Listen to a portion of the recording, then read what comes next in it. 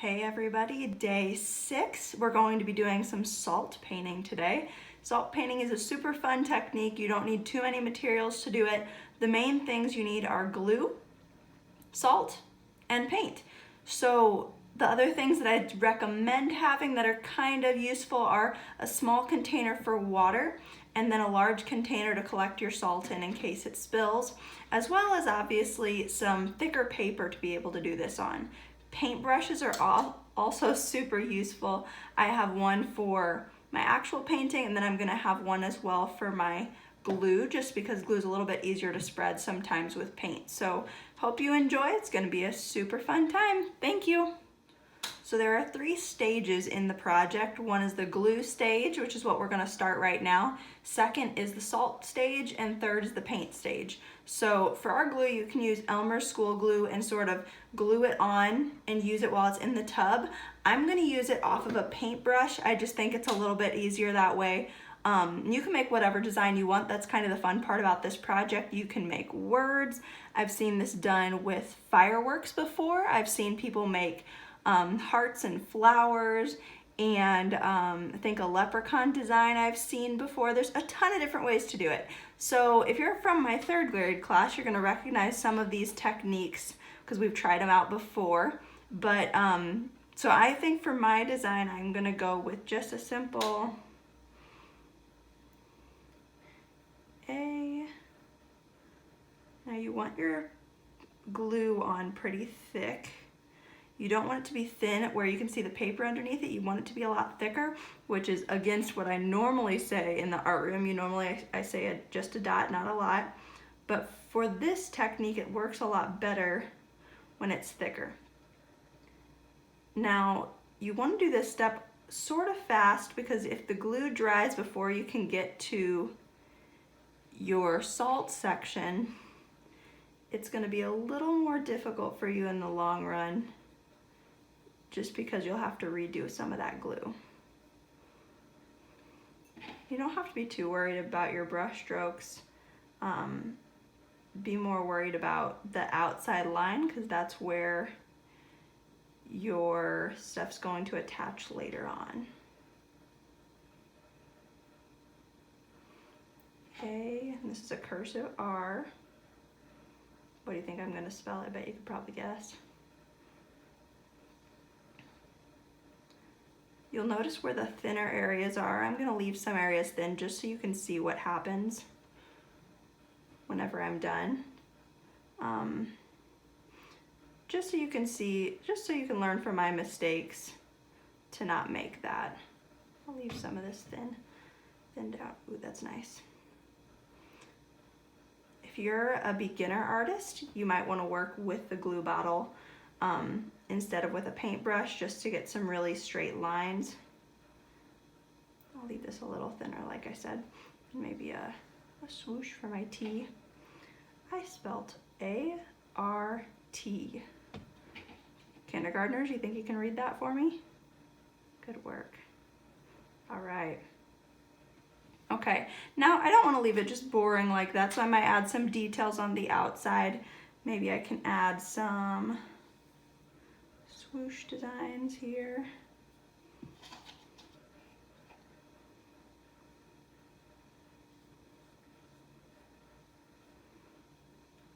See, I'm sort of dabbing the paint on too. Sometimes that helps out. Now our lines in this kind of painting, you can't make thinner areas and thicker areas. If you do, it doesn't usually look the best whenever you're trying to paint it. You could make some thicker areas this way, as long as you're not making thicker areas tall. Try to make all the glue about the same thickness up and down. If you want to make areas, see how this side of the A is a little bit thicker than, let's say, like this part of the R, that part's fine. You're welcome to try that out. That's a fun little swirly guy. Now be careful when you get to the edge of the paper. You don't want to get glue on your tables or anywhere else for that matter. Try to keep kind of clean. Right, that's looking pretty good. Maybe something fun over here. I'm a flower kind of gal. I like flowers, so I'm gonna make one over here. If you watched my Zentangle video the other day, you're probably gonna recognize some of these way to draw flowers that I'm doing over here.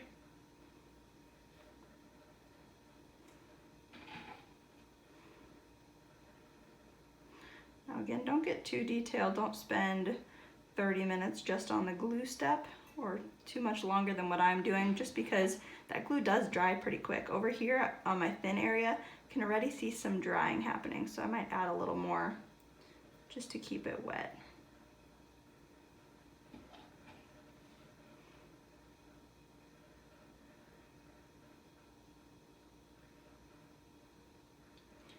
Looking good so far.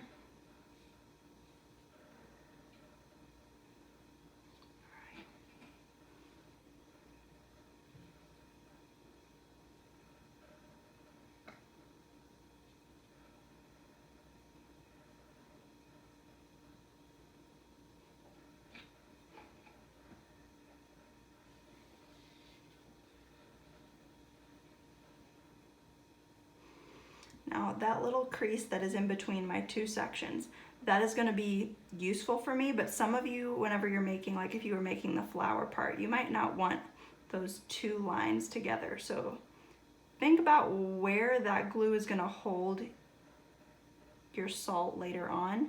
Do you want two stripes? Do you want just one? How is it going to look? Right there I have 3 stripes. Is that something you want? Think about it. It's your artwork. Oops, some more glue over here.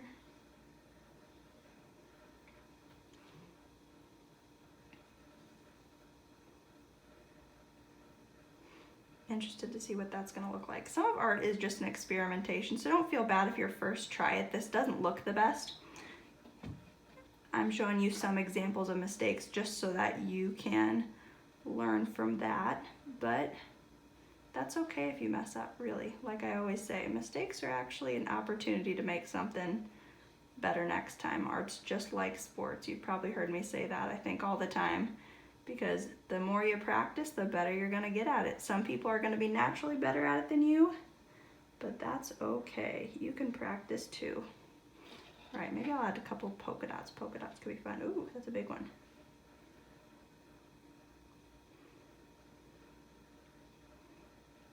Okay, now I have a lot of glue on my page. My page is fairly large, so think about yours when you do it. I messed up a little bit here, but that's okay. We can, like I said, make it into something fun. Maybe I'll make another petal over here.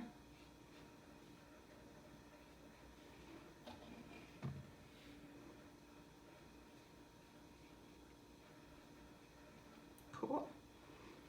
Looking good. All right, now on to the salt stage. Like I said, I'd have maybe a bowl ready for extra salt in case you need it. You can use this kind of salt there. I've heard that other kinds of salt work well too. This part's just like you're making salt on your food. You can just sprinkle it right on top of your glue. Now you want to cover that glue in salt. The fun part about this is it's kind of like if you've ever used sprinkles, or if you've used different glitters before. You know, you don't need to fill the entire thing, right? You can always, what I would do is do the middle part and then use your leftovers for the next layer. If you use like that purple glue stuff, I feel like that might be super helpful on a project like this, because you'd be able to see where the salt hits and where the purple is. Okay, I think that's enough for right now. This part you gotta be careful, you don't wanna make too big of a mess, so I'm going to lightly fold. This is why it's nice to have a bigger paper. See how cool it's looking coming off of that A? Ooh, almost dropped it. Nice. All right, now it's falling off my edge over there, so I'm going to start folding it the other way, the middle. All right, get it back in. I'm gonna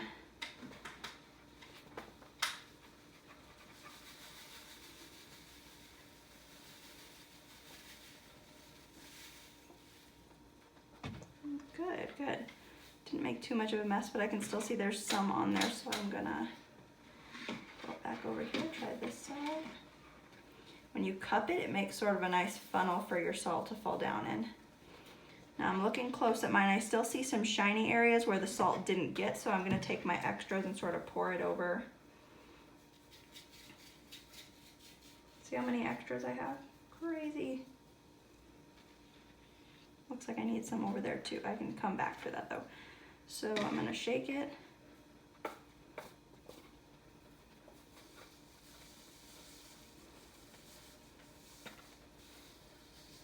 I'm keeping it by this guy.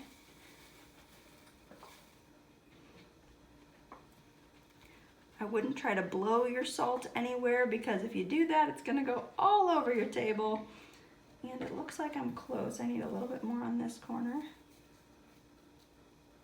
More up here.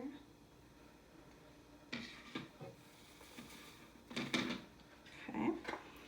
I'm looking closely, and this part you just have to look for the shininess. Look where you don't see those almost sparkles of salt. And I'm seeing a lot of, you can see the difference here and here.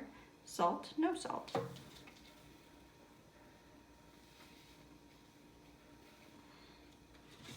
Okay.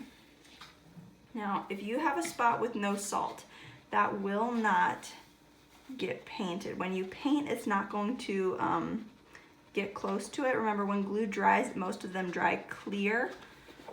So that paint is not going to be able to pop out of the page in as fun of a way as it would if you had the salt. So really try to get the salt all over the place. Now, if I touch things, like I was trying to get that little black piece out, some of the salt might come off. That's okay. I would try your best not to touch that though, just because it'll be important when you work later. All right, I need some more salt over here.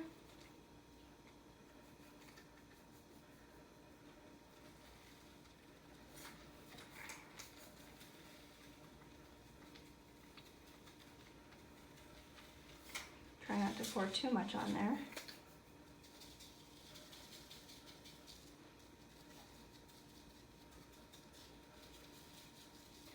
Now I would wait for yours to dry after you're done with this step before you move on to step 3. If you don't wait for it to dry, it's going to be a little bit, the paint's going to stick to the glue. It's going to get all messy if there's any other glue still showing. Fun part about this is there's usually always extras. So if you do end up getting extras of salt, you can make another one later, or maybe if you have a sibling, maybe you'll take turns so it's easier for you to share.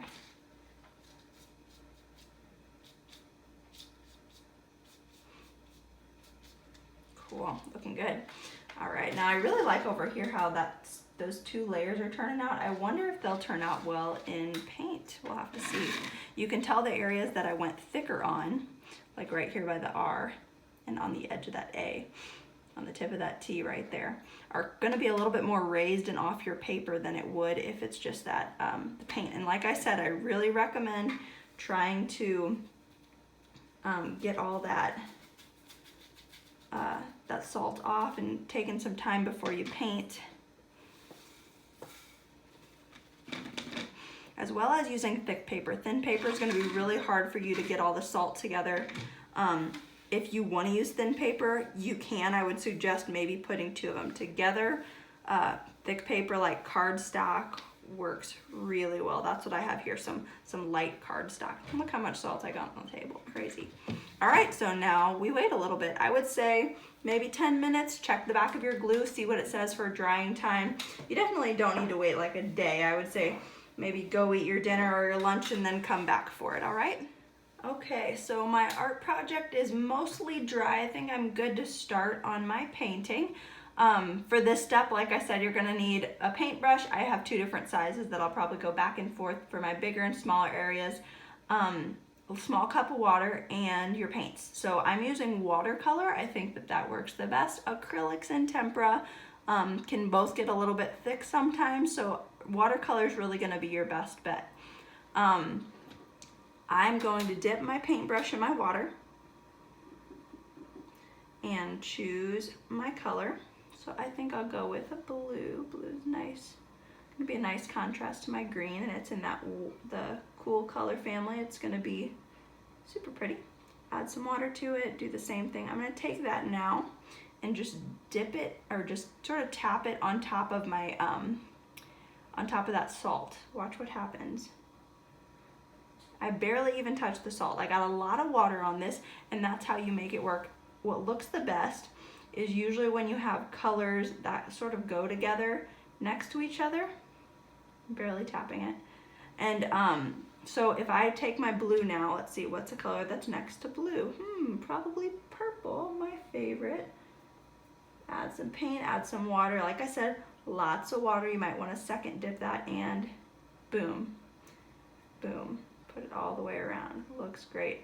Now when I get close to that blue, if I add more water than paint, like I said, third graders are going to recognize this technique.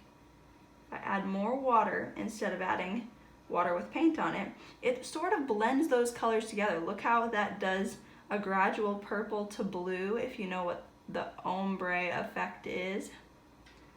That's it right there. It's super fun because the salt keeps it all together.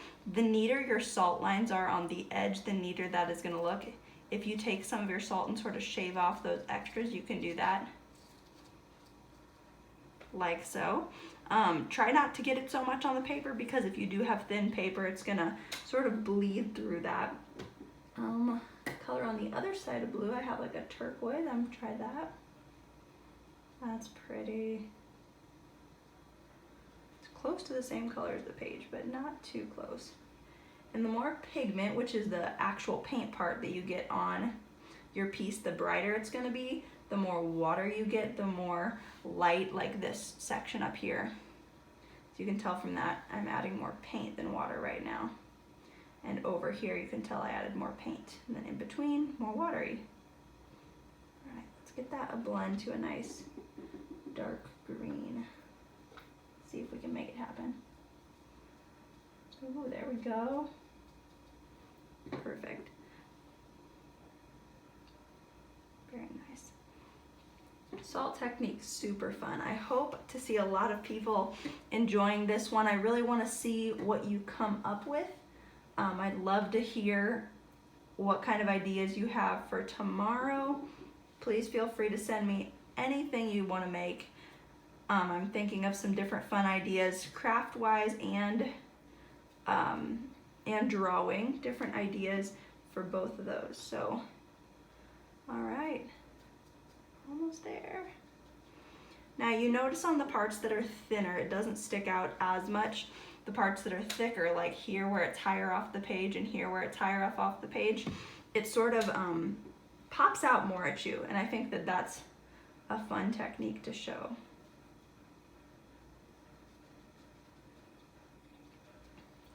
So you test it out yourself, see what you like, what you don't like, and show me what you make. Can't wait. Thank you guys.